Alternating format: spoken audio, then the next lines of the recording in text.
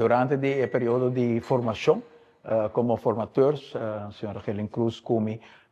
e a direção com hope instância na Aruba e um tema não combina para diante tá com não desejar também para uma vez que o governo sinta para continuar com o diálogo e se está prometendo que nós faz também percorrer para a instância na Poiega e a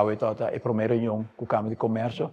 como parte do gabinete e a Câmara de Comércio tem diferentes temas muito importantes e onde não com seguro nós apreciamos especialmente você também de uma instância que o besta world identificar o comércio, a Câmara de Comércio a mostrar sostém para o pensamento de nosso governo que nós temos que fazer algo caminha com o setor hoteleiro na Aruba por vai contribuir um pouco mais com o qual está aporte na desenvolvimento de Aruba no sentido de contribuição tanto para o qual empregado não está atrás do setor aqui gana condições de trabalho, mas também de impostos